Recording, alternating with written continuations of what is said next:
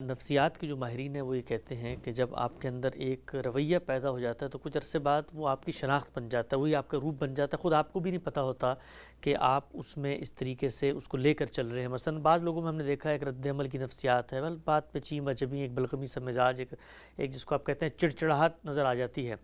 تو اللہ تعالیٰ نے تو تلقین فرما دی، لیکن اگر ہم میں یہ پیدا ہو جائے تو پھر یہ پورا ایک مرض کی طرح ہے جس کی باقاعدہ ٹریٹمنٹ کرنی پڑے گی، تب ٹھیک ہوگا۔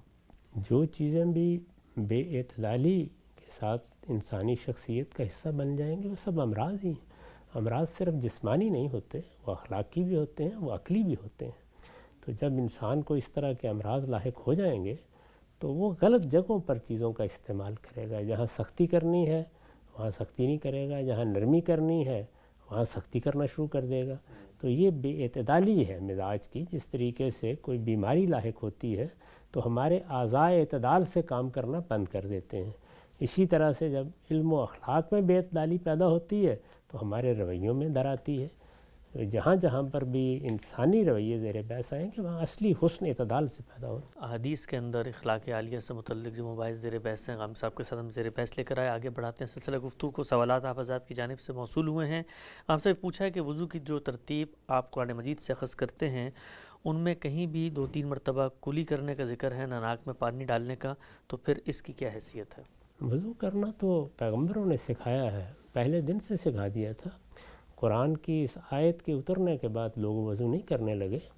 قرآن مجید نے تو یہاں تیمم کے احکام بیان کرنے تھے، اس میں تمہید کے طور پر پورے حکم کو دہرا دیا ہے تاکہ اس کی ترتیب محفوظ رہے۔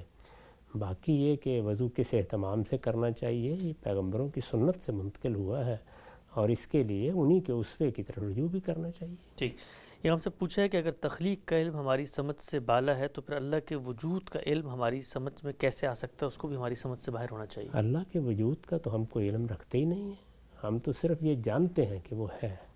یہ بات کہ وہ کیا ہے، اس کی ذات کیسی ہے، وہ کب سے ہے، یہ ساری جتنی چیزیں ہیں یہ سب تو ہمارے گرفت سے باہر کی چیزیں ہیں، اور قرآن ان کو موضوع بحث بھی نہیں بناتا۔ ایک حقیقت کا ادراک ہمیں ہو جاتا ہے کہ جب ہم مخلوق ہیں تو ہمارا ایک خالق ہے، پیغمبر اس کا تعارف کراتے ہیں، اس کی صفات بیان کر دیتے ہیں۔ اس معاملے میں تو ہمیں بہت تنبیہ کے ساتھ یہ کہا گیا ہے کہ اللہ تعالیٰ کی ذات اور صفات کو متعین کرنے کی کوشش نہ کرو، یہ کرو گے تو اپنے علم کے حدود سے تجاوز کرو گے۔ تو کسی چیز کے وجود کو ماننا یہ تو ایک عقلی تقاضے کے طور پر ہوتا ہے، اس کے وجود کو سمجھنا اس کے لیے استعداد اور صلاحیت چاہیے۔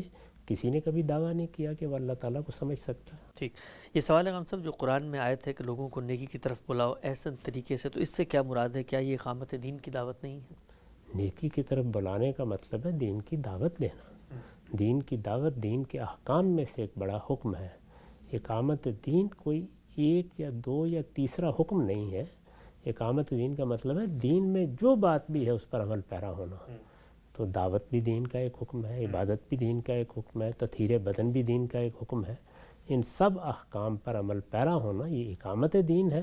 یہاں جو بات کہی گئی ہے وہ دین کی دعوت کے حکم کو بیان کیا گیا ہے۔ ٹھیک، یہ ہم سے پوچھا گیا ہے کہ عام طور پہ ایک بات بڑی مشہور ہے کہ جیسی عوام ویسے حکمران، اس کی کوئی دینی لحاظ سے بھی حقیقت ہے؟ اگر لوگوں کے اندر اعلیٰ اخلاق ہوں گے، اعلیٰ کردار ہوگا، اعلیٰ سیرت ہوگی، ان کے سوچنے سمجھنے کے انداز علمی اور عقلی لحاظ سے معتدل ہوں گے تو اللہ تعالیٰ بھی عنایت فرماتا ہے اور ایسے حکمرانوں کو توفیق دیتا ہے کہ ان کی ذمہ داری سنبھالیں جو ان کے لیے رحمت بن جائے۔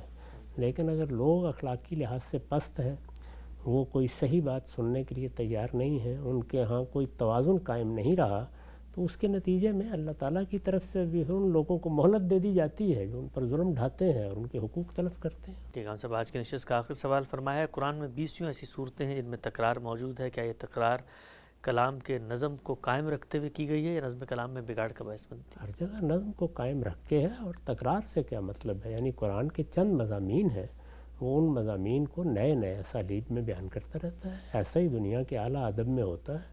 ان چند مضامین ہی کو سامنے رکھ کر قرآن مجید نے انذار کیا ہے، بشارت دی ہے، خبردار کیا ہے، اشکالات دور کیے ہیں، سوالوں کا جواب دیا ہے۔ یہی چیز کسی دعوت میں کی جاتی ہے۔ قرآن مجید کوئی سائنس یا جغرافی یا تاریخ کی کتاب نہیں ہے کہ جس میں تکرار نہ ہو۔